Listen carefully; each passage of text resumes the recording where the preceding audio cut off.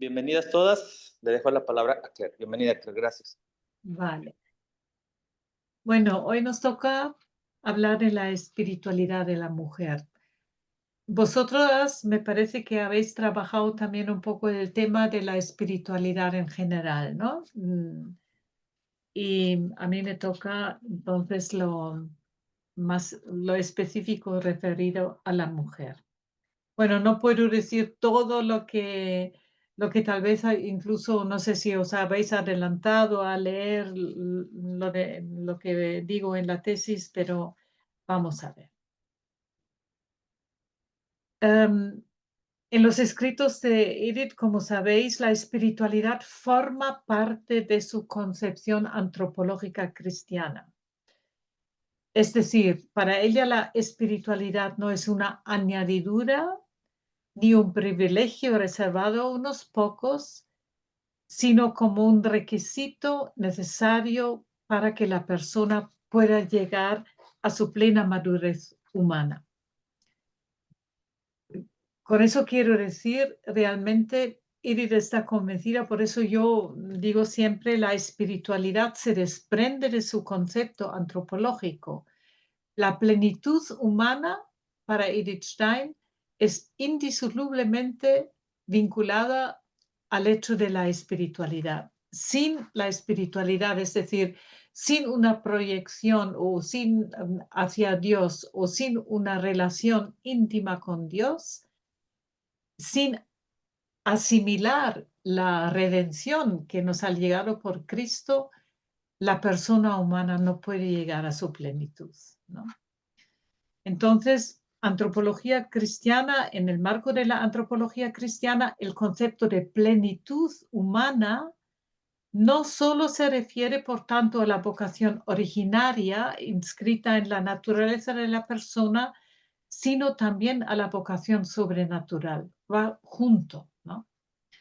De ahí que la espiritualidad tiene un doble cometido: contribuir a que la persona llegue a realizarse plenamente en su dimensión humana, específica e individual, y también allanarle el camino a la unión con Dios. Las dos cosas.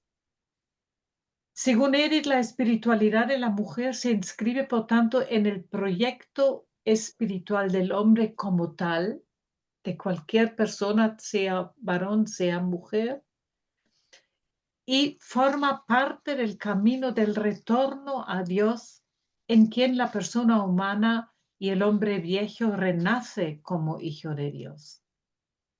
Pero teniendo en cuenta que la realidad humana solo existe en su troquelado o masculino o femenino, también el camino de restauración ha de llevarse a cabo respetando esa especificidad, ya que la mujer, como el varón, no solo es redimida en su naturaleza humana en general como persona humana, sino también en su cauce específico de humanidad, es decir, en nuestro caso, en su femineidad.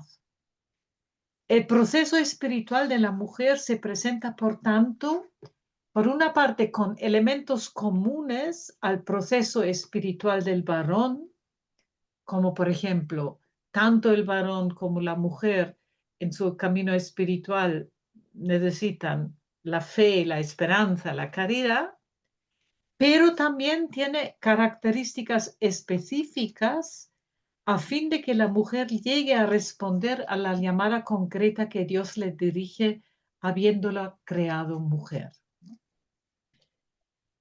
El proyecto espiritual steiniano se inscribe entre dos polos. Yo creo que en lo que he visto, lo que me ha mandado Vicente, que habéis trabajado un poco, creo que ya habéis visto que Edith siempre distingue los tres órdenes: el orden de la naturaleza originaria, de la creación originaria antes del pecado; luego, la humanidad en el estado de la caída, después del pecado original, que trastueca la relación, el pecado trasruega la relación de la persona humana consigo misma, con el prójimo, con Dios y con la creación, ¿no? Y luego está el orden de la humanidad redimida en Cristo. Entonces, el proyecto espiritual de Edith se inscribe entre la humanidad en estado de la caída y la humanidad redimida en Cristo, porque el estado originario antes del pecado, a esto volvemos en la visión beatífica, cuando estamos plenamente con el Señor, en la vida beatífica o visión beatífica después de la muerte, ¿no? Entonces, la espiritualidad es el proceso de transformación o cristificación de la persona, único camino para restaurar al hombre caído y, por tanto, único camino para que pueda desplegar plenamente su vocación de persona humana. La meta de la espiritualidad es la persona en plena armonía de fuerzas por medio de la gracia, sin anular, por supuesto, la especificidad de varón o mujer, y que pueda llegar a trascenderla incluso esta especificidad, lo que hace posible que el varón llegue a nivel espiritual a asemejarse a la mujer, enseguida lo explico, y ella a él. No quiere decir que se anule nuestra especificidad, es decir, no es trascender nuestra femineidad y el hombre pleno, el varón pleno, su masculinidad, no quiere decir que no tenga ninguna importancia esto, sino que ya no es un impedimento nuestra especificidad para vivir en plena armonía el varón y la mujer. Esto es realmente, esto ya sería el estado de una santidad donde nuestras, como diría yo, todos los impedimentos um, no, ya no existen, ya no existirían, sino realmente se da la plena armonía entre varón y mujer, ¿no? El resultado de la espiritualidad específica consiste, por tanto, no solo en la unión plena de la mujer con Dios en Cristo, sino también en la total armonía con el varón. Solo así queda restablecido el orden querido por Dios, tanto a nivel individual como al de la humanidad. ¿Quiénes son los destinatarios de la espiritualidad en la mujer? Ciertamente, como sabemos, Edith expuso esta doctrina fundamental a un público femenino católico y con vistas a una educación cristiana de la juventud femenina. Buenos días, Monseñor.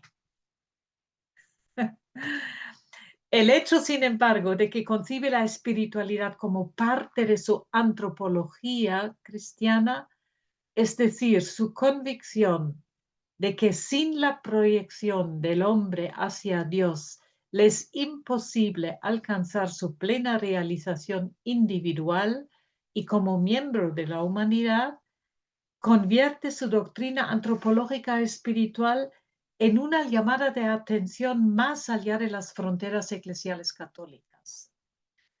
Y aunque Stein nunca se ha dirigido explícitamente a personas de otras religiones, creo que a sus exposiciones subyace esa convicción que sintoniza plenamente lo que dice también con lo que dice el Concilio Vaticano II, que dice, en realidad es una cita tan bonita y tan importante de la Gaudium et Spes, de la Constitución Pastoral sobre la Iglesia. En realidad, el misterio del hombre, lo que es el hombre, sea varón, sea mujer, solo se esclarece en el misterio del Verbo encarnado, es decir, en Cristo. Y sigue diciendo el texto del Vaticano, esto vale no solamente para los cristianos, sino también para todos los hombres de buena voluntad, en cuyo corazón obra la gracia de modo invisible. Cristo murió por todos y la vocación suprema del hombre en realidad es una sola, es decir, la divina, ¿no? Y por eso también, aunque eso no entre en el tema ahora, pero por eso también la Iglesia se hace tantas veces portavoz no solo de los cristianos, sino del hombre como tal, ¿no? Vamos con la espiritualidad entonces de la mujer propiamente, ¿no? Y empiezo, ustedes tienen lo que os he hecho llegar a través de Vicente. Habéis visto que es un texto un poco más largo, pero he preferido que tengáis el texto más elaborado para que podamos seguir juntos lo que voy a explicar. Y es esta cita de Edith que dice: la vocación de la mujer existe desde la eternidad, que quiere decir, desde siempre Dios ha pensado en el varón y la mujer tal como lo ha creado, ¿no? Ella, la mujer, ha de vivir cimentada en lo eterno para poder cumplir su vocación en este mundo. Con otras palabras, si nosotros las mujeres nos desentendemos de este proyecto originario del plan de Dios, entonces realmente no logramos cumplir la vocación que llevamos inscrita en nuestra naturaleza, en nuestro corazón. Si cumple su vocación, es decir, si realmente vivimos conforme al plan de Dios inscrito en nuestra naturaleza, se adentra en la vida eterna. Y con este breve enunciado, digo, Stein da razón del porqué de la espiritualidad femenina, centrándola al mismo tiempo entre dos polos aparentemente opuestos, pero no es la eternidad por una parte y la vida eterna, ¿no? Y aunque parece que no son dos polos, porque eternidad y vida eterna es lo mismo, digo, yo creo que es justificado expresarlo así porque indica el dinamismo y la dirección de este dinamismo inherente a la espiritualidad. Porque mirad, nosotros salimos de la Trinidad. Dios nos pensó y nos amó antes de crearnos. Estábamos ya de alguna manera, para explicarlo, ya estábamos cobijados en el seno trinitario. Salimos cuando Él nos creó, tenemos toda nuestra vida para realizar esta vocación inscrita en nuestra naturaleza y nuestra meta es otra vez volver a este seno materno. Por tanto, salimos de la eternidad, cumplimos nuestra vocación y volvemos a la vida eterna, ¿no? Y él dice, Dios ha creado para su gloria, su gozo a cada ser humano según su propia idea. Idea en el sentido de que, de su, podríamos decir, su propio deseo, sí. Entonces, esta idea, dice, preside su vida. El designio de Dios preside nuestra vida como sentido. ¿Cuál es el sentido de mi existencia? En el fondo, ser yo misma según lo que Dios ha pensado para mí desde toda la eternidad y para toda la eternidad. Y digo también, esta idea es como un rayo de su plenitud divina. Podríamos imaginarnos, Dios en su plenitud es como un sol con tantos rayos y más como personas humanas hay a lo largo de la historia de la humanidad. Entonces, cada persona, por nuestra condición de criatura, solo somos capaces de reflejar una fracción de la esencia divina, un rayo.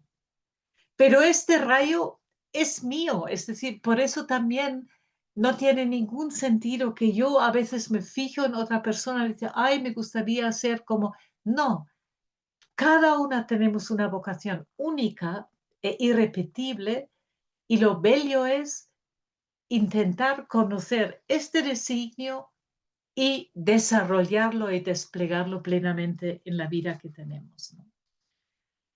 En la diversidad y multiplicidad de expresiones de la única imagen divina entra también para Edith la diferenciación de los sexos, ¿no? El punto de referencia para el despliegue específico de nuestra personalidad ha de ser para cada ser humano esta imagen originaria, esta fracción de esencia divina que le compete realizar en su vida.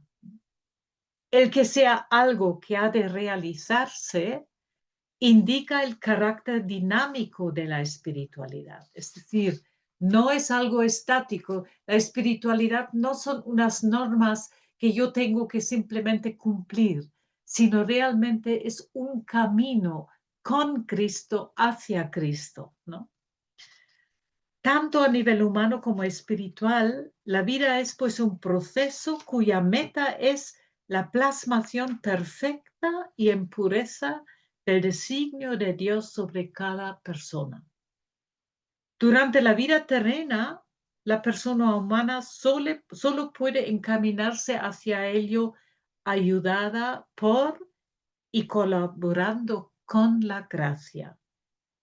La consecución plena, sin embargo, solo se dará en el estado de la gloria, pero nunca podremos llegar a nuestra plenitud solo con el esfuerzo humano. Por bello que es, con la colaboración humana, tantas veces hemos dicho, y hay muchas personas que llegan a un alto grado de perfección, si queréis, pero el pleno desarrollo del designio de Dios solo lo podemos conseguir abriéndonos y dejándonos ayudar y configurar por la gracia. Esta idea o designio divino preside la existencia humana como sentido, lo que he dicho antes. Cada criatura posee su propio sentido y este es su modo particular de ser imagen de Dios. El otro día leí una cita de Oscar Wilde que, que nos viene bien aquí, que dice, por ejemplo, dice, sé tú mismo, los demás puestos ya están ocupados. Es esto, bueno, es esto. Sé tú mismo porque tu unicidad no se repite en ningún otro lado. Es decir, que optas por desarrollar tu propia vocación, no mires al lado porque tu designio, tu sentido lo tienes tú dentro de ti, ¿no? La cuestión es, ¿cuál es el sentido propio del ser femenino? ¿O cuál es la imagen de Dios que la mujer está llamada a realizar desde y para la eternidad? Aparte de nuestro camino individual, Edith, como ya sabéis, buscó también cuál es en la Trinidad la imagen que se asemeja más a la mujer y por tanto cuáles son las actitudes y las condiciones que la mujer debe desarrollar. Para saber responder a esta pregunta o para vivir conforme al designio divino inscrito en la naturaleza de cada persona, hace falta, por tanto, primero, el conocimiento del plan de Dios sobre mí. Segundo, la obediencia a este plan. Y en tercer lugar, también la libre colaboración de la persona con este plan, proyectando su vida según los cauces que le marca este mismo plan, ¿no? La mujer da forma a la imagen divina cuando acepta el designio divino sobre ella, es decir, que Dios la ha creado mujer.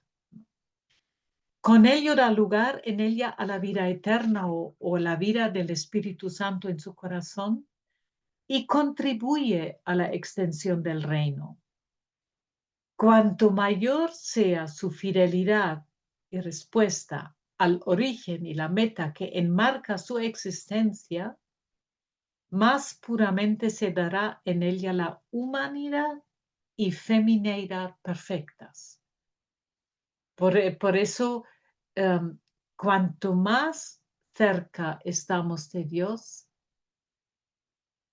más humanos realmente somos. No hay otro camino de, de llegar a la plenitud humana, sino la mayor comunión con Dios en Cristo.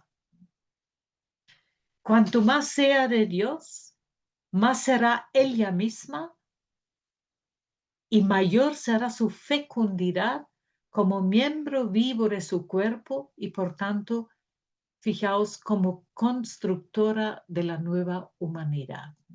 Hemos hablado en algún momento, me parece, de la responsabilidad que siempre Edith atribuye a la mujer respecto a la humanidad, a la sociedad, ¿no? Porque lo que dijimos en su momento, la mujer es realmente la que refleja al hombre su propio valor como persona humana. Y esto es una tarea, una misión de la mujer. Vamos con el Espíritu Santo, que es el arquetipo, según Edith Stein, del ser femenino. Ella dice, la persona humana, y es así, es imagen de la Trinidad, pero también la diferenciación de sexos que forma parte del orden de la creación indica un sentido específico en relación con la Trinidad. Edith se pregunta a cuál de las tres personas divinas remite pues el ser femenino, ¿no? Y dice, la cita me parece que os la puse también, Agustín y Tomás y la tradición que les siguió veían en el espíritu humano la imagen de la Trinidad. La conciben de diferente modo, pero preferentemente de tal forma que en el ser, el conocimiento y el amor están reflejados el Padre, el ser en el Padre, el conocimiento en el Hijo y en el amor el Espíritu. Y dice, si en el Hijo está personificada la sabiduría divina, en el Espíritu el amor, si por otro lado en la naturaleza masculina predomina la inteligencia, entendamos eso correctamente, luego lo digo, y en la mujer el Gemüt, que ya os expliqué, entonces se entiende que se intente siempre de nuevo, dice ella, relacionar de manera especial la naturaleza femenina con el Espíritu Santo. Cuando dice ella aquí, en la naturaleza masculina predomina la inteligencia, no significa que el varón sea más inteligente que la mujer, sino lo que hablamos, espontáneamente la mujer la primera reacción es más desde el hondón de su corazón y el hombre espontáneamente reacciona más racionalmente, ¿no? Pero no quiere decir que los hombres, los varones sean más inteligentes que las mujeres y, y en Edith Stein tenemos esta misma comprobación, ¿no? Que ha sido una mujer inteligentísima. Bueno, yo creo que esto queda claro, ¿no? Stein se pregunta, por tanto, ¿por qué se atribuye al espíritu el amor?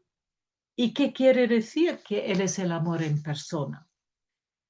Y hace suya la afirmación del catecismo católico de entonces, pero la afirmación vale para siempre, cuando dice el catecismo, la tercera persona se llama Espíritu Santo porque procede del Padre y del Hijo por medio de un soplo único, según el modo de amor. Es el primero y supremo amor. Ella, la tercera persona, mueve los corazones y los conduce a la santidad que consiste, en último término, en el amor a Dios.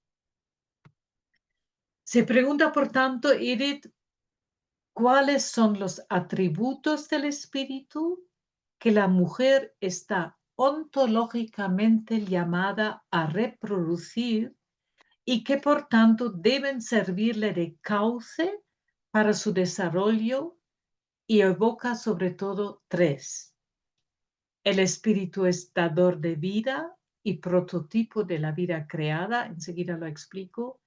El espíritu, en segundo lugar, es paráclito, Y en tercer lugar, el espíritu es amor servicial. Cuando dice que el espíritu es dador de vida y prototipo de la vida creada, dice que en cuanto sale de sí sin perderse el espíritu, bueno, siempre Dios es el único que sale de sí sin perderse. Nosotros, cuando salimos de nosotros, humanamente hablando, y no, todas conocemos de agotarnos o de sentirnos vaciadas ya y necesitamos repostar. Dios nunca necesita repostar porque es el eterno amor que siempre ama y ama, pero nunca se cansa, nunca se agota, nunca se pierde, ¿no? Eso quiere decir. Entonces, en cuanto sale de sí el espíritu sin perderse y llena de vida a las criaturas, es fecundidad creativa y planificadora de Dios, dice Edith. En un poema sobre la secuencia del Pentecostés, Edith evoca al espíritu incluso como útero divino. Hay algún antiguo escritor que también evoca esto, ¿no? Pero ella dice, fijaos, y esto solo puede haber escrito una mujer. Yo creo que a un varón no se le ocurre esto. Pero tan bello, dice, tú eres, dirigiéndose al espíritu, tú eres el espacio que abarca todo mi ser y lo cobija dentro de sí. Expulsado de ti, caería al abismo de la noche desde donde tú me has elevado a la luz. Fin de cita. Engendrar nueva vida, gestarla y ayudar a que una vez que haya cobrado independencia se desarrolle plenamente. He aquí la vocación que ha sido confiada especialmente a la mujer y que queda resumida en la expresión madre de los vivientes. En segundo lugar, he dicho, el espíritu también es paráclito, consolador, ¿no? Y dice Edith que sana lo herido, ablanda con calor lo rígido, alivia a los que sufren intensamente. Su talante de consolador y auxilio de los pobres encuentra para Edith de alguna manera su prolongación en la capacidad de la mujer para captar las necesidades del prójimo y en su prontitud para socorrerle. De esta manera promociona y orienta al ser humano hacia su bien. Por eso también dice en esta misma secuencia que escribe, ¿quién eres tú, dulce luz, que me llenas e iluminas la oscuridad de mi corazón? Me guías como una mano materna y si me soltaras, ya no sabría dar ni un paso más. Y por último, respecto al ser de la mujer, a Edith le gusta sobre todo identificarlo con el espíritu como amor servicial. Escribe ella, amor servicial es ayuda que asiste a todas las criaturas a fin de llevarlas a la perfección. Este es el título que se da al Espíritu Santo, dice ella. Para Edith, el amor servicial es la esencia de la maternidad, es decir, el núcleo del ser femenino. Pero, ¿qué quiere decir amor servicial en la vida de la mujer? Se trata de una apertura incondicional a Dios y a los hombres. La mujer se abre por la fe al amor divino y se pone a su servicio como cauce para hacerlo llegar a todos los demás. De ahí que todo lo que hace referencia al orgullo, a la autoafirmación egocéntrica o al deseo de anteponer el propio interés a las necesidades de los demás, se encuentre diametralmente opuesto al amor servicial y significa una traición de la esencia femenina para Edith.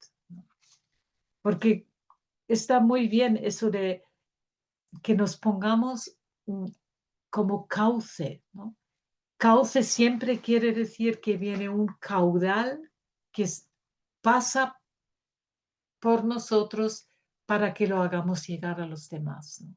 Por tanto, somos en este sentido, antes he dicho también, constructores de la nueva humanidad, colaboradores con Dios, mediadores de la gracia, del amor divino también como mujeres, ¿no? El amor ¿cuál es la actitud en la mujer que corresponde al Espíritu Santo como amor servicial? Se pregunta Edith. Para ella es sin duda la actitud de la esclava del Señor, ¿no? Stein emplea para esta actitud a veces también la palabra amor puro, virginidad o pureza del alma, ¿no? Fijaos, se trata de una disposición del corazón que, siendo libre y por ello transparente, porque es uno libre y transparente, porque siendo libre quiere decir cuando la mujer no está apegada ni retenida por nada, porque ya hemos dicho tantas veces, creo, que Dios pone todo a nuestro servicio, pero quiere que no nos quedemos con las cosas, que no nos apaguemos. Entonces, la persona es libre cuando no esté apegada a San Juan de la Cruz, incluso emplea la comparación de decir, diciendo que a veces incluso un hilo de seda nos puede esclavizar y retener. Entonces, siendo libre y por eso transparente como María, la Virgen no estaba apegada a absolutamente nada y por eso era transparente.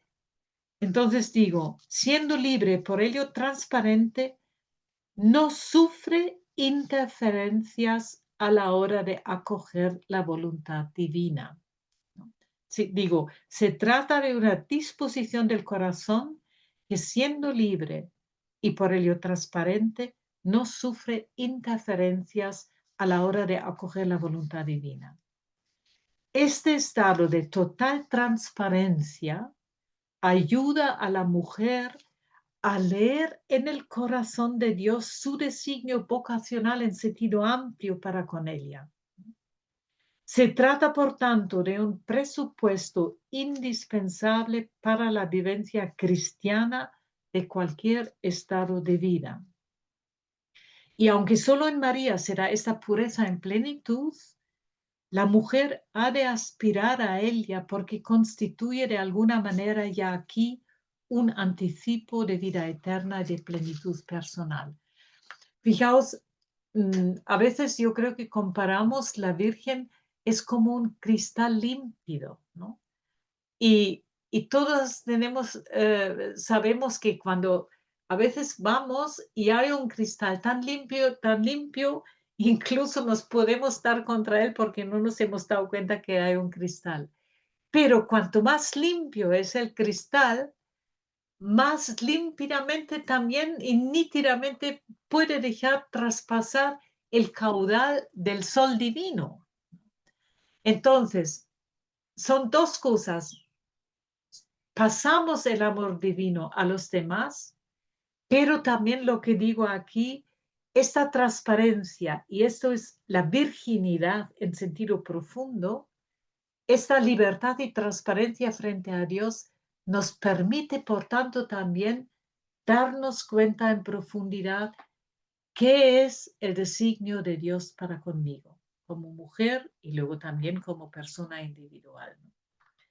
Para Stein, esta virginidad y esta pureza del corazón es indispensable para cualquier cristiano, también para el varón, pero la mujer comulga más directamente con la figura de María, donde la tenemos representado en sentido pleno y puro, ¿no? Pero cualquier cristiano que quiere vivir su vida cristiana en profundidad tiene que tener esta virginidad del corazón, esta pureza del corazón, esta libertad de todo lo creado para que pueda transparentarse totalmente Dios en nosotros y nosotros en Él. Por tanto, el amor servicial requiere una postura pasiva en cuanto escucha de Dios con un corazón limpio y en obediencia incondicional, y una postura activa en cuanto puesta en práctica de lo previamente aprendido, captado, recibido, ¿no? Abandonándose así totalmente a Dios, la mujer se convierte en puerta por donde la vida entra en el mundo. No sé si aquí, por ejemplo, muchas veces María es representada, también ponen a veces por debajo puerta del cielo, ¿no? Es puerta porque a través de ella el cielo entró en el mundo, a través de Cristo. Entonces, también para nosotros nos convertimos en puerta por donde la vida entra en el mundo. Su disponibilidad al servicio de la vida hace de ella, de la mujer, fijaos, una colaboradora del Creador. Por eso la afirmación de Edith en todas partes ha de ser la mujer esclava del Señor, tal como lo fue la Madre de Dios en todas las circunstancias de su vida. Y como veis, porque hoy en día yo incluso he leído cuando hice la tesis una teóloga y una filósofa muy importante, que incluso especialista en Edith Stein, dice en algún momento, dice, con esa afirmación Stein lo estropeó todo, porque la mujer no puede ser esclava del Señor. Y yo digo, no ha entendido esta mujer de qué se trata, porque realmente para ser esclava del Señor no es ser esclava tal como asociamos muchas veces, sino realmente es lo que acabo de expresar, ¿no? Que no haya interferencias en nuestra apertura a Dios para que Dios pueda realmente manifestarnos y nosotros colaborar con Él. Por tanto, es una actividad pasiva, si queréis, pero sumamente importante, y es una vocación a la santidad esto. Estableciendo una relación entre el Espíritu Santo y el ser de la mujer, Edith remite al amor divino como a su forma interior. El constitutivo formal más íntimo del alma femenina, dice ella, es el amor, tal y como brota del corazón divino. Los atributos que Stein evoca del espíritu, ayuda, fecundidad y servicio, se corresponden, por tanto, de alguna manera con las tres dimensiones del ser femenino: esposa, madre y virgen. Con ello pone de manifiesto que es esta realidad espiritual y sobrenatural la que ha de iluminar y fecundar la vocación natural de la mujer. En María la mujer contempla el modelo perfecto de femineidad y en cuanto tal simboliza también a la Iglesia, ya que María es el prototipo y su origen. Con ello indica a cada mujer su puesto en el orden de la redención y la misión sobrenatural específica que debe presidir su vida para poder llegar a su plenitud. Por tanto, vamos con el punto de la misión de la mujer ser símbolo de la Iglesia. Ya habéis visto en la visión general de la espiritualidad de la mujer que la aportación de la mujer dentro del cuerpo místico ha de realizarse respetando el carácter orgánico y simétrico del mismo, es decir, también su carácter complementario, ¿no? La prolongación de la misión del varón en la prolongación en Cristo y la prolongación también de la mujer a través de María, ¿no? Por cierto, es que me he puesto aquí al lado, para que no se me olvide, cuando estuve en México en febrero, alguna amiga me regaló el libro Historia de una dracma sobre Josefina Morales de Campos, la fundadora de la agrupación de esposas cristianas, que todos conocéis, ¿no? Me imagino. Y realmente me ha impresionado cuando he leído el libro, cómo ella ha vivido también lo que Edith ha trabajado y lo que estamos explicando, ¿eh? Me ha impresionado mucho cómo esta mujer entendió en su matrimonio la vocación de la mujer y cómo... y me lo he puesto el libro aquí para que no se me olvide deciroslo.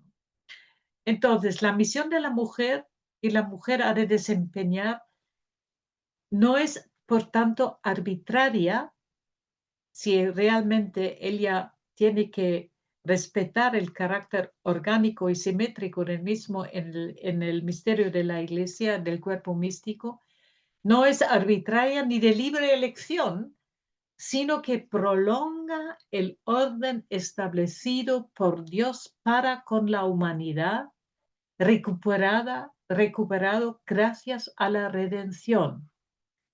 Siendo el cuerpo místico una realidad espiritual y sobrenatural, esta se hace visible y accesible en la Iglesia.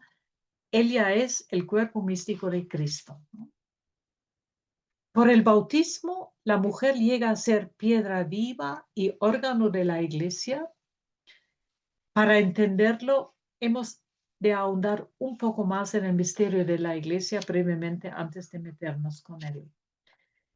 Sabéis que como Eva surgió del costado del primer Adán, así la nueva Eva, María, pero también toda la Iglesia, nace del costado abierto del nuevo Adán, que es Cristo, ¿no?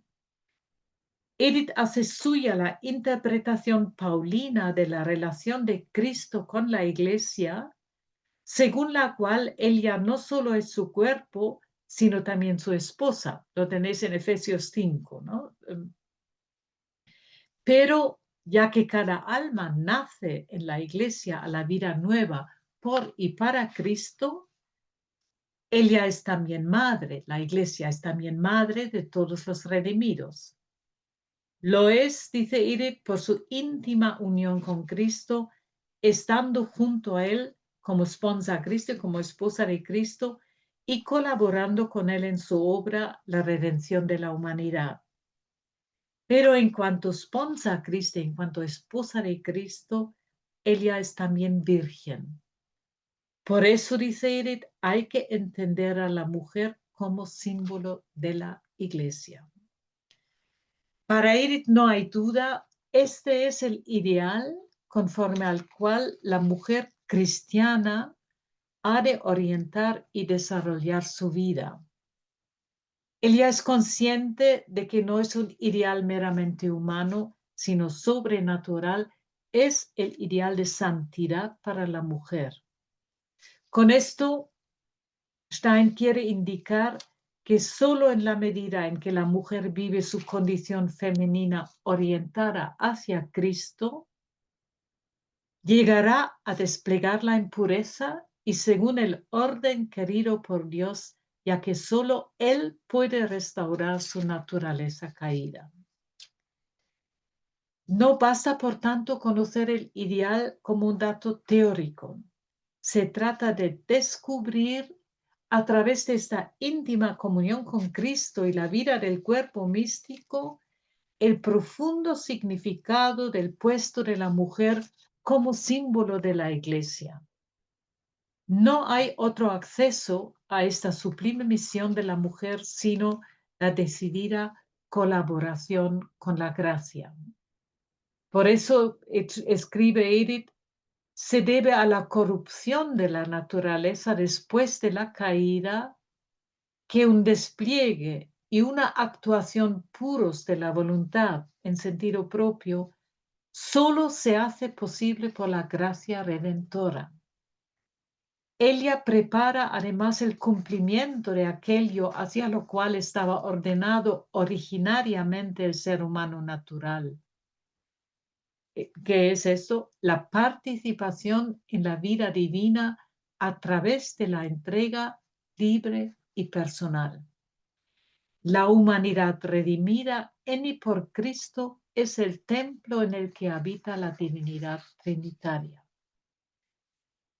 La mujer, como sabemos, apoyada en sus propias fuerzas, ni es capaz de comprender la misión de ser símbolo de la Iglesia, ni dispone de los medios apropiados para alcanzarla. Sin embargo, en cuanto miembro de la Iglesia, ella dispone de todos los medios de salvación que forman parte del tesoro del templo del Espíritu. Todo está a nuestro alcance, pero tenemos que colaborar con la gracia. Pero todo el caudal de la gracia está a nuestra disposición. Yo creo que muchas veces ni tomamos conciencia de esto. Como dice Irene en algún momento, dice, cuando Dios realmente, cuando Jesús tiene dominio sobre nuestro corazón, dice, entonces nosotros también tenemos dominio sobre el suyo, ¿no? Cuando realmente todo lo nuestro es de Jesús, entonces, entre comillas, podemos disponer también de todo el caudal de la riqueza del corazón de Jesús. ¿Cómo ha de encarnar pues la mujer en su vida este ideal de ser símbolo de la Iglesia? El cauce para ello lo ofrece la triple dimensión del ser femenino: esposa, madre, virgen. No se trata de tres opciones diferentes que la mujer pueda o no adoptar, sino que cada mujer, por el simple hecho de serlo, somos esposa, madre y virgen. Lo somos ontológicamente, ¿no? Otra cosa es que estas tres dimensiones se encarnen también en tres posibles opciones o vocaciones concretas: la vocación originaria natural de esposa y madre y la sobrenatural de la virginidad. La vocación cristiana de la mujer consiste, por tanto, en vivir su condición femenina, sea como esposa, madre o como virgen, proyectada hacia Cristo, colaborando así con él a ejemplo de la Iglesia. El misterio de la Iglesia, cuyo modelo perfecto es María, le descubre a la mujer un campo ilimitado de realización y de fecundidad, mucho más allá de su posibilidad biológica, llamando así la atención sobre el valor espiritual de su condición femenina, que ha de orientar y determinar su actualización concreta si la mujer quiere llegar a la femineidad perfecta. Por tanto, lo espiritual tiene que determinar realmente todo nuestro quehacer humano normal, entre comillas, ¿no? Natural. ¿Cuál es el valor espiritual de dicha vocación? Es decir, ¿cómo ha de vivir la mujer su condición esponsal y maternal en la Iglesia y en cuanto símbolo de la Iglesia? Aquí, por falta de tiempo, solo voy a exponer los puntos de esposa y compañera y el tema de la maternidad espiritual, tanto en el matrimonio como en la vida de la mujer soltera, porque la virginidad consagrada no abordo aquí porque no nos da tiempo, ¿no? Vamos con la esposa y compañera, ¿no? Aunque el concepto, no sé cuándo queréis que hagamos una pausa o sigo o si os cansáis, alguien me dice stop y hacemos una pausa. ¿Os parece? O un Faltan señor que dice, a ver, 10 para las 11. ¿Quisieran hacer un stop o seguimos? Dicen que seguimos. ¿seguimos? Vale. Y ¿Qué quien tal se que cansa que se desconecte, ¿vale? Exacto. Aunque el concepto de esponsalidad se refiere fundamentalmente a la relación matrimonial, no deja de estar presente en cada mujer como una dimensión inherente a su ser, lo que he dicho antes, ¿no? Todo lo que constituye a la persona le indica un puesto en este mundo al tiempo que tiene un valor y un significado para la eternidad. La persona humana creada por Dios está llamada toda ella a la plenitud. Esto implica, por un lado, la necesidad de su desarrollo a fin de llegar a ser una persona unificada y equilibrada, y por otro, el que de hecho este desarrollo sea posible, ¿no?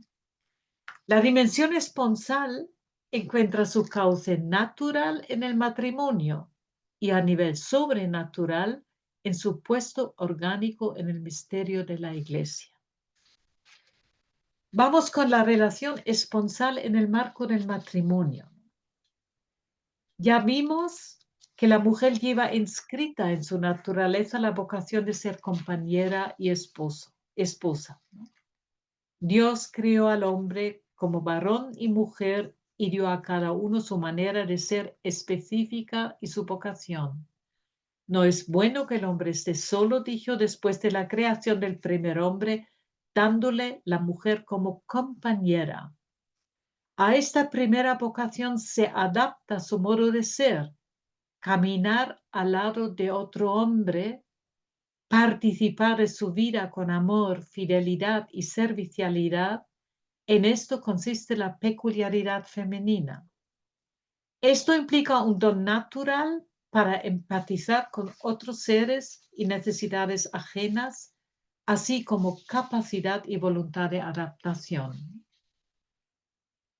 Su condición de compañera está, por tanto, proyectada en primer lugar hacia el varón. Con él ha de colaborar y compenetrarse a fin de que entre ambos alcancen su plena realización, tanto natural como sobrenatural. La relación esponsal natural encuentra su confirmación en el orden de la creación, lo que dice el Génesis, pero la relación esponsal sobrenatural encuentra su expresión y su santificación en el sacramento del matrimonio. La gracia, dice Edith, que perfeccionara aquel amor natural y confirmara la unidad indisoluble y santificara a los cónyuges, nos la mereció por su pasión el mismo Cristo. Por eso, la relación esponsal es más que solo una imagen de la unión entre Cristo y su iglesia. Yo creo que esto en muchos matrimonios no lo saben, ¿eh? Es mucho más que la imagen. El matrimonio es en sí mismo una relación sobrenatural que genera la gracia en los cónyuges, sobre todo la de la indisolubilidad. Pero también convierte a los esposos en cauce de la gracia. De ahí que viviendo el don de la fidelidad al marido a imagen de la iglesia frente a Cristo, la mujer no solo simboliza a la iglesia, sino que toma también parte en su vida como órgano especial. Claro, os dais cuenta, me imagino, todo esto es una exigencia y es poner el listón muy alto, ¿no? Pero esto es la realidad desde el punto de vista cristiano. Pero pocas personas yo creo que se han atrevido a expresarlo tan bellamente, crudamente, ¿no? Dice, así como la Iglesia conserva en sí la vida de la gracia que viene de su cabeza, que es Cristo, y la transmite a miembros siempre nuevos a través de una fecundidad permanente, así está la mujer llamada, en cuanto símbolo visible de la Iglesia, a aumentar el número de los hijos de Dios por medio de la vida natural y la de la gracia. Ella es precisamente por eso un órgano esencial de la fecundidad de la Iglesia y experimenta la fuerza de la gracia para su vocación mientras hace lo que está de su mano para permanecer como un miembro vivo y llevar su vida matrimonial en el sentido de la Iglesia. La mujer se convierte, por tanto, a través de su puesto orgánico también en transmisora importante de la gracia para la vida de la Iglesia. A fin de que pueda llegar a ser instrumento de Dios, debe vivir su matrimonio como vocación, es decir, ver en él la llamada que Dios le dirige y vivir su relación matrimonial transparentándola hacia él. Bueno, vosotras sois todas mujeres mucho más jóvenes que yo, pero Monseñor Juan Armando sabe que durante cuánto tiempo se ha hablado en la Iglesia que la vocación más excelsa es la vida consagrada, la virginidad, y siempre quedaba el matrimonio y todo lo demás quedaba como un escalón más bajo, ¿no? Y ya sabemos de sobra que el matrimonio y sobre todo la perfección en qué consiste en cumplir la voluntad de Dios en mi vida. Entonces, en responder a la vocación que Dios me ha dado a nivel humano, a nivel específico y a nivel individual. Por tanto, el matrimonio es una llamada de Dios, es una vocación, ¿no? Y además transparenta el amor de Cristo a la Iglesia y de la Iglesia a Cristo, ¿no? Esto es lo que Stein quiere decir cuando manifiesta que la mujer ha de honrar en el marido la imagen de Cristo. Pero también el marido tiene que amar a su mujer como Cristo amó a la Iglesia. No estamos tratando ahora del varón, por eso, para que no quede así un poco desnivelado el asunto. Pero si vais al texto de Efesios 5, pues ahí lo tenéis expresado, ¿no? La mujer casada que se entrega totalmente al marido, llegando a formar una unidad, no solo física, sino una complementariedad de los procesos de vida que hace de ambos una unidad del ser, a imagen de la Trinidad, colabora con Cristo en su obra redentora como célula fecunda a nivel natural y sobrenatural. Claro, para tener presente esto, es tan importante tener una relación profunda con Cristo, ¿no? De lo que hemos hablado y de lo que hablaremos también en la última sesión el sábado que viene. El sacramento del matrimonio implica, por tanto, la vocación de los cónyuges a una promoción mutua en la vida de la gracia, mutua, ¿eh? Solo así serán miembros vivos del cuerpo místico. Stein habla de una tarea santa y se pregunta cómo puede la mujer alcanzar la altura de este ethos en su convicción y en su obrar, teniendo en cuenta su naturaleza caída.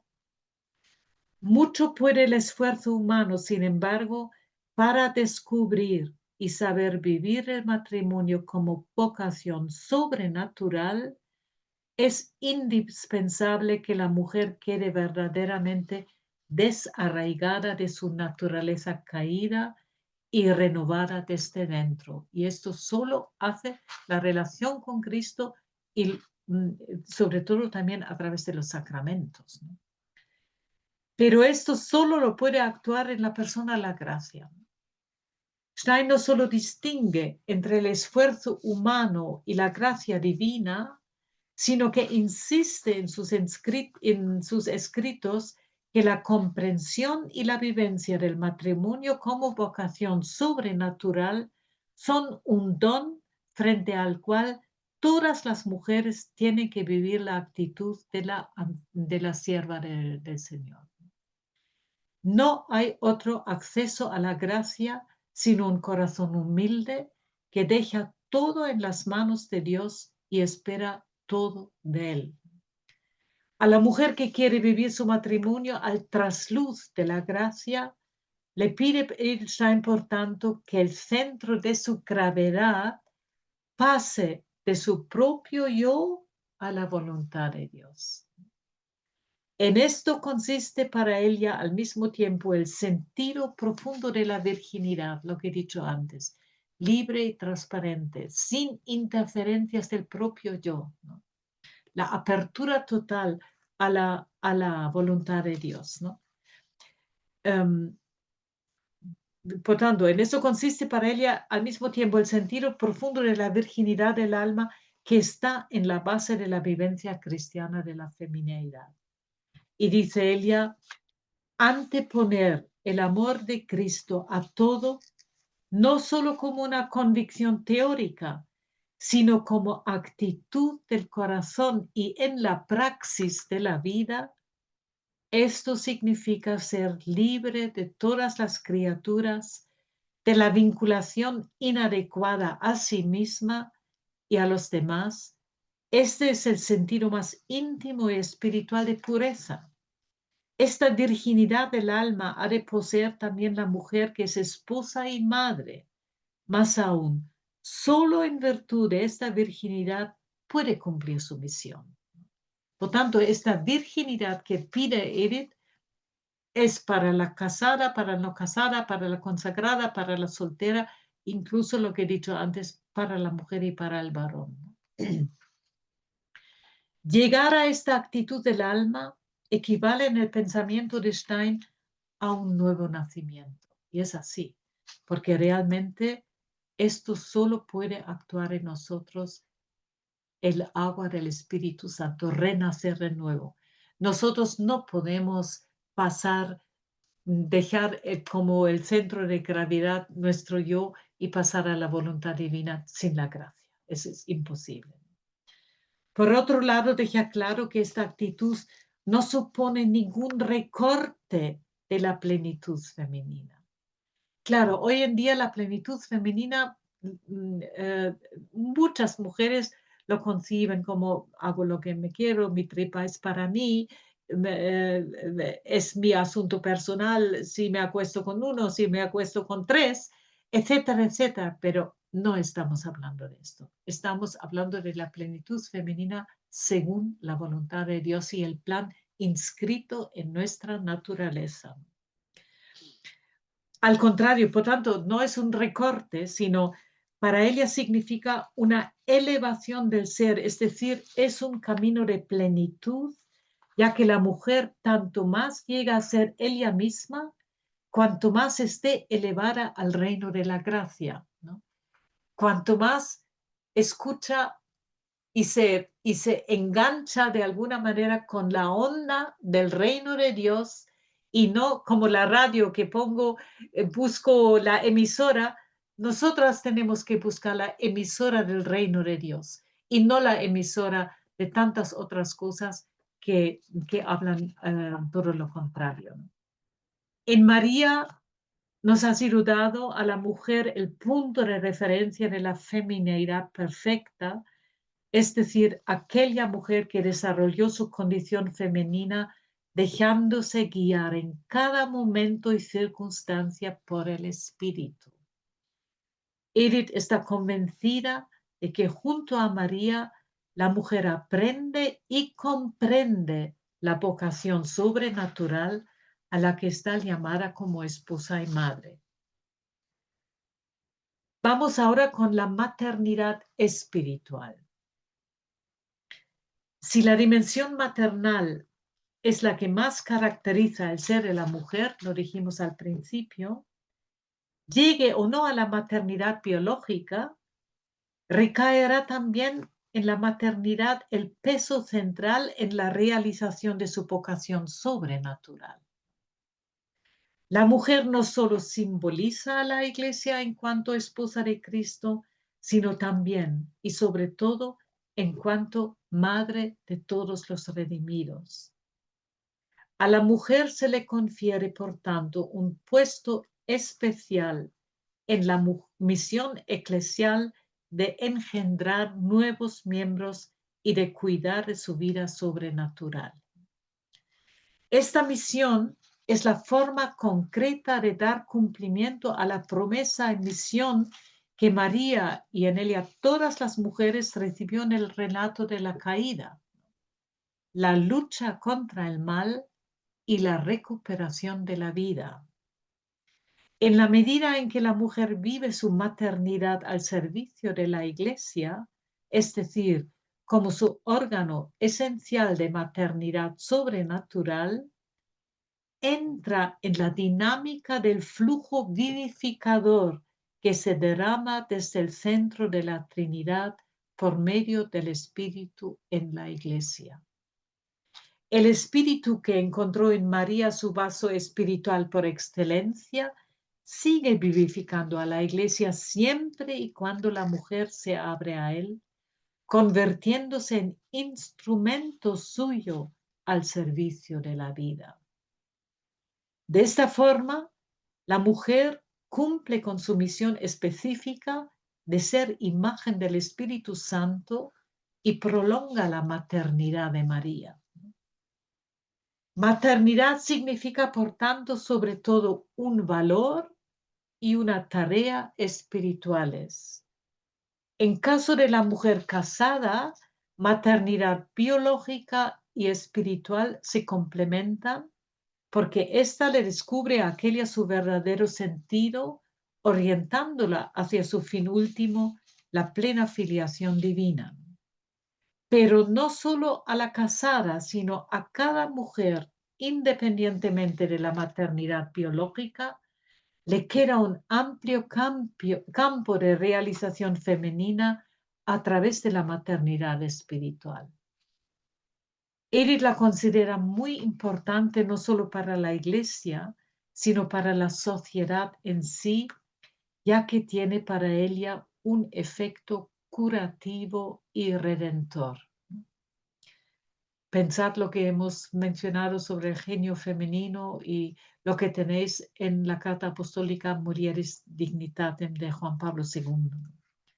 Con otras palabras, solo en la medida en que la sociedad esté penetrada por el espíritu del reino de Dios, los hombres encontrarán el verdadero camino de su realización a nivel individual y comunitario. En ello corresponde a la mujer una tarea y una responsabilidad especiales. Por eso dice Edith, he resaltado el ánimo maternal como forma anímica femenina. No está ligada a la maternidad biológica. No debemos renunciar a este ánimo maternal, estemos donde estemos. La situación precaria del tiempo actual radica en la falta de ánimo maternal. Edith se refiere aquí claramente a la maternidad en cuanto dimensión espiritual y con ello reclama a las mujeres como madres del pueblo en el sentido profundo del término, es decir, como primeras transmisoras de los valores ético-religiosos. Si ella no responde a esta vocación, nadie la puede sustituir. Es muy serio esto. De ahí se comprende también que para Stein todo intento de promoción de la mujer que pretendiera ignorar su dimensión maternal erraría de raíz en su planteamiento. Cada mujer está, por tanto, llamada a participar activamente como órgano esencial de maternidad sobrenatural en la vida de la Iglesia y desde ella al servicio de la vida del mundo. Se trata de una vocación que requiere un enraizamiento sólido del alma femenina en las realidades eternas mediante su adhesión a la persona de Cristo. y no tiene nada que ver con una espiritualización a la ligera de la maternidad para compensar en la mujer su falta de realización. Antes bien, maternidad espiritual en cuanto vida desde la plenitud del amor divino que despierta y alimenta, protege y desarrolla vida divina, hace referencia a un proceso de transformación interior que capacita a la mujer para dar lo mejor de sí, siempre para acercar al prójimo a Dios.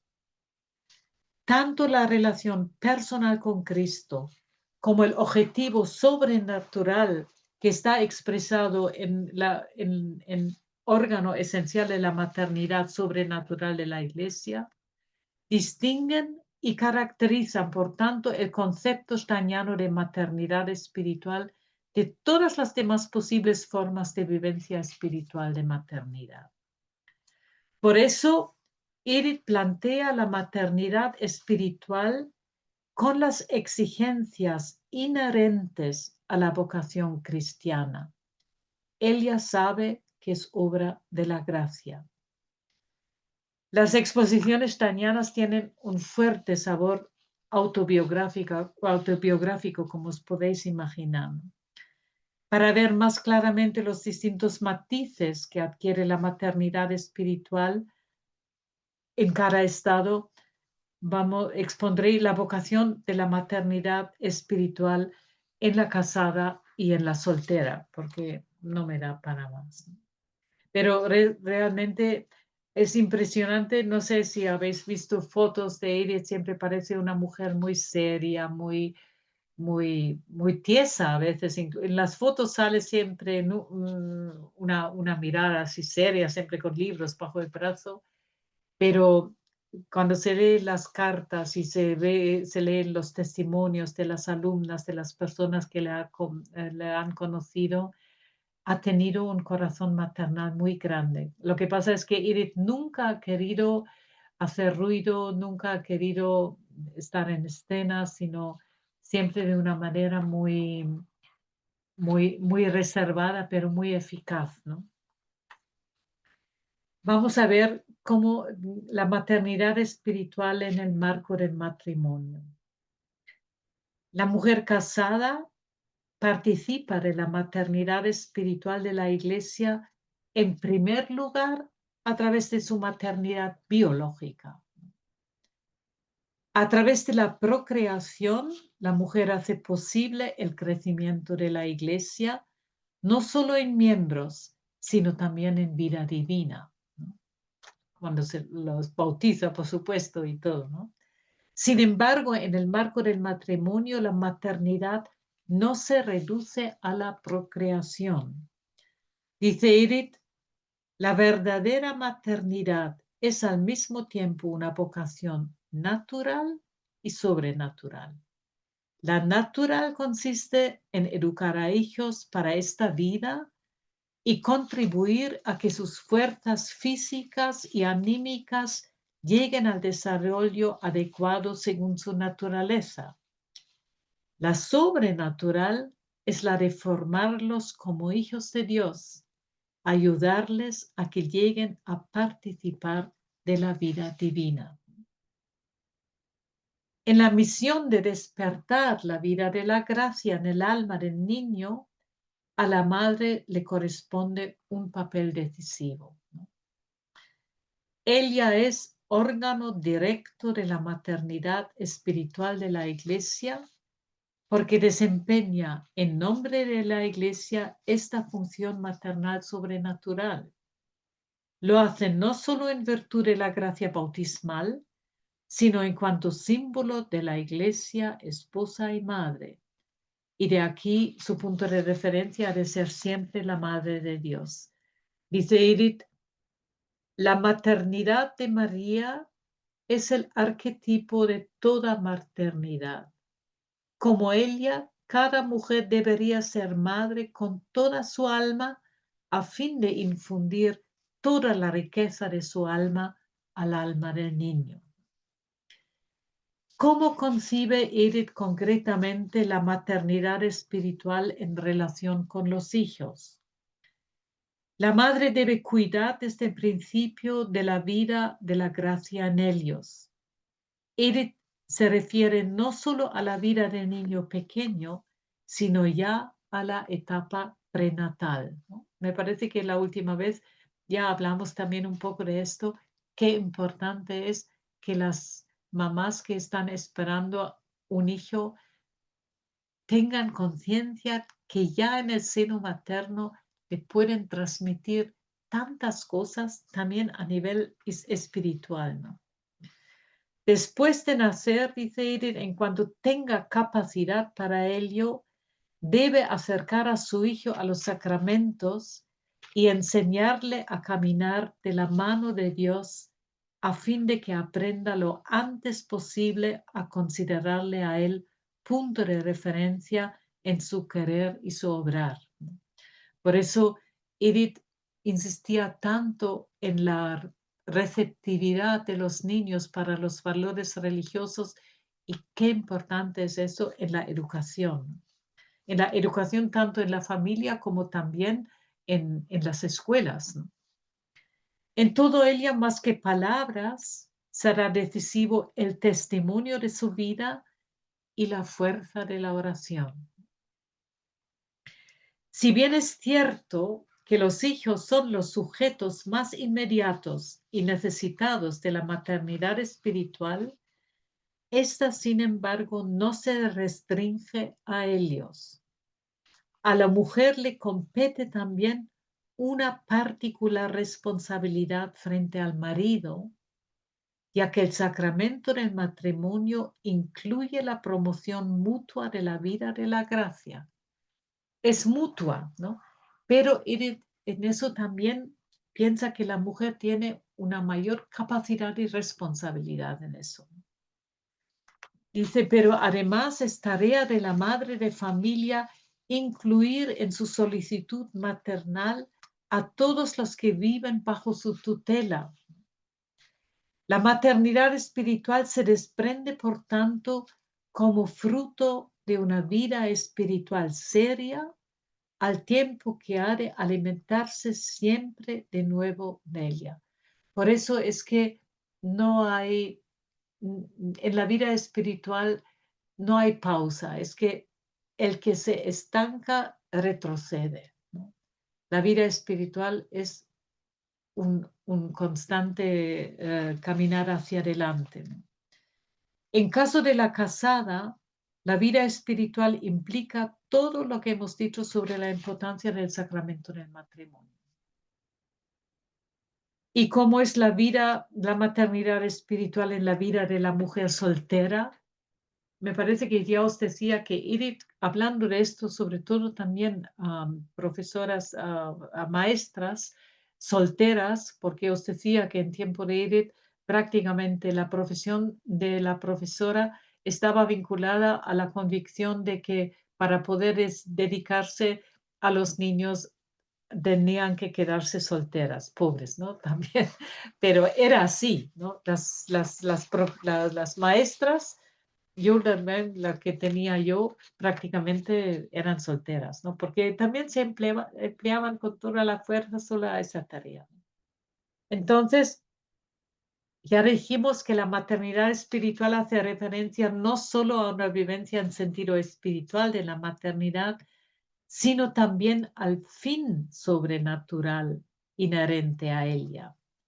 Por eso, a la mujer soltera solo le será posible vivir la maternidad espiritual en la medida en la que vive de verdad su opción por Cristo, ¿no? Lo que coincide para Stein con una opción por la Iglesia y por el cuerpo místico, ¿no? Edith, por otra parte, fijaos, no contempla la soltería como una vocación, ¿no?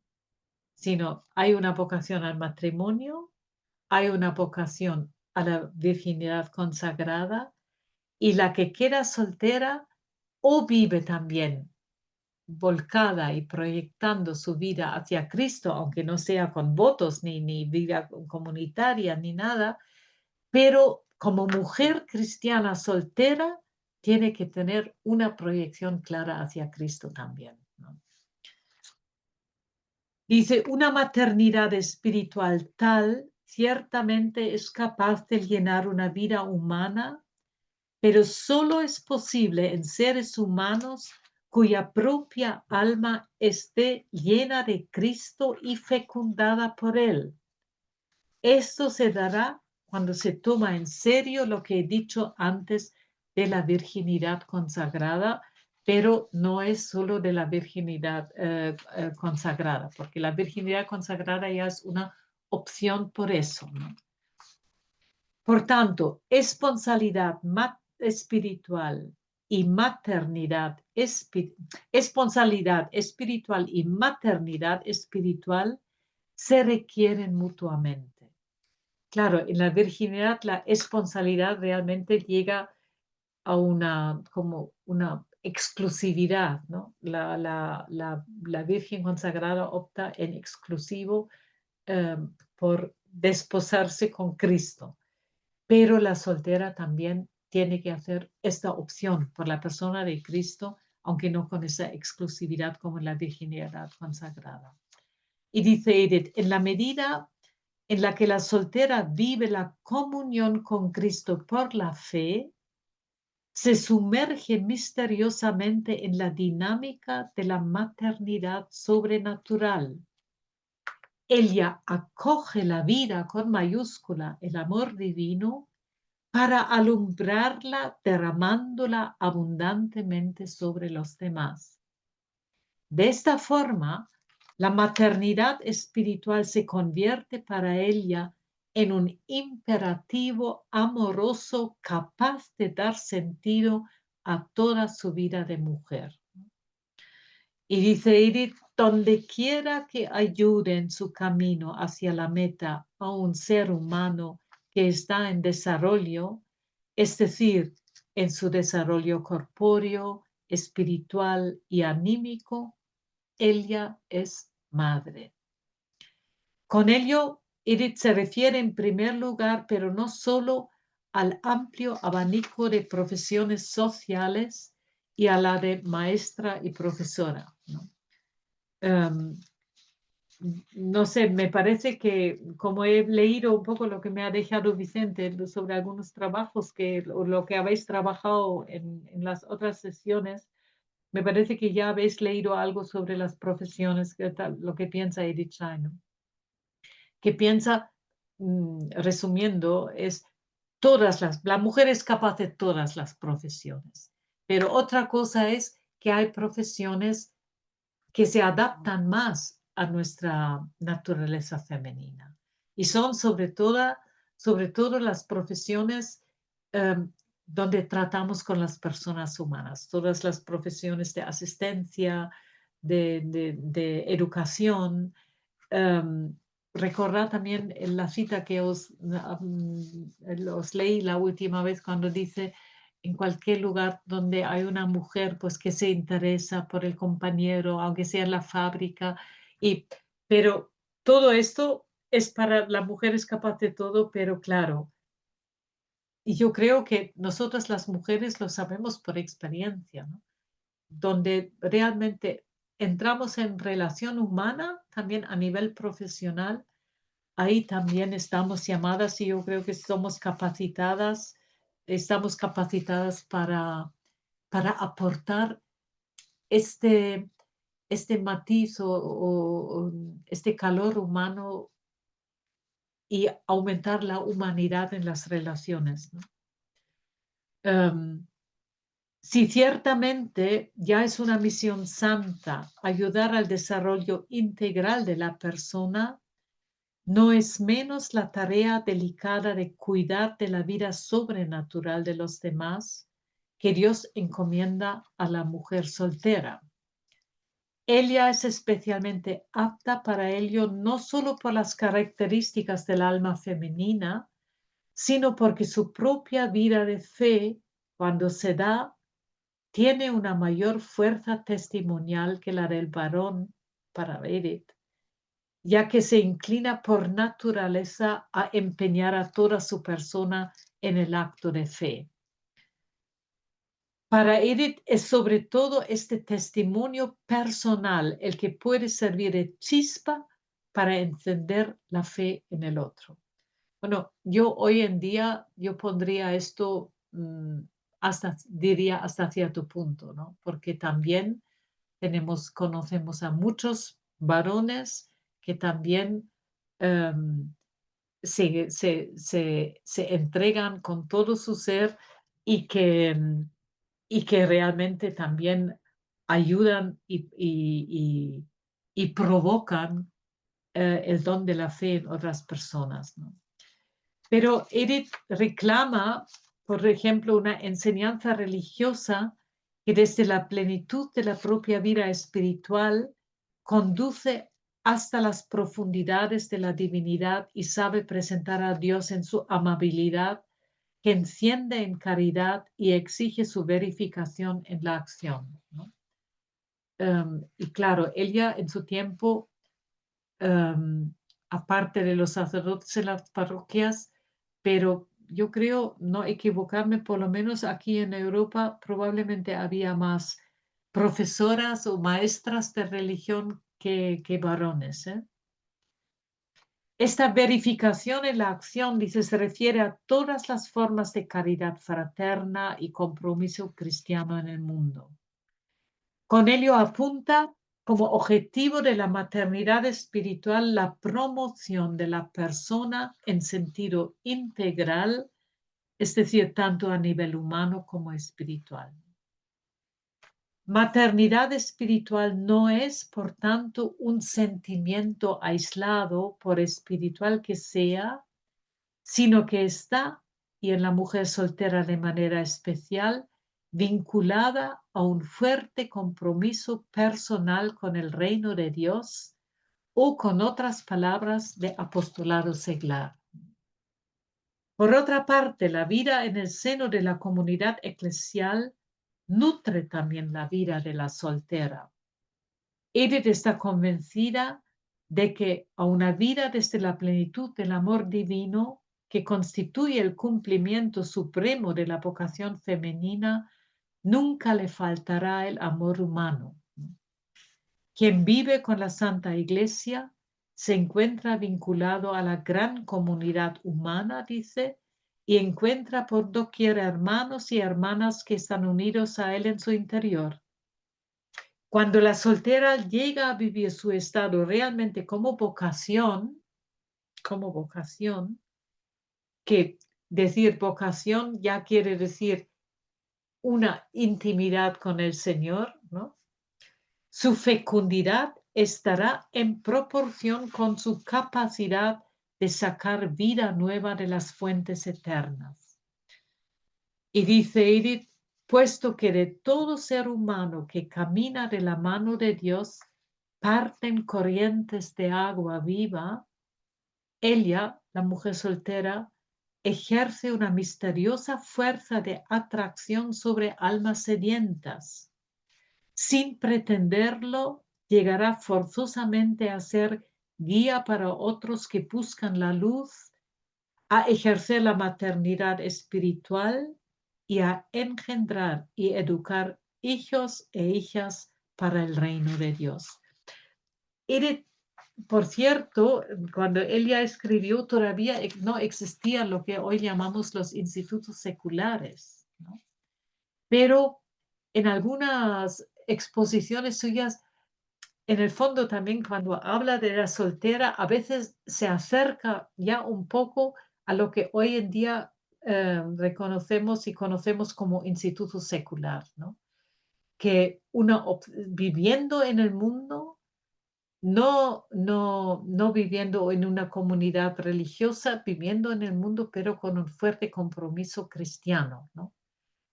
Y no se conocía entonces esto, pero en el fondo lo preanunciaba ya Edith con sus exposiciones, ¿no? Según lo expuesto, podemos decir que Edith desarrolla una verdadera espiritualidad de la mujer sobre las coordenadas de su naturaleza femenina esposa, madre virgen. A la luz del misterio de la redención, a la mujer le corresponde simbolizar a la Iglesia virgen, esposa y madre. Y proyectada hacia Cristo, la mujer no solo queda restablecida en su naturaleza caída en virtud de la gracia, sino que cumple la misión que Dios le asigna en cuanto mujer en el cuerpo místico, la nueva humanidad.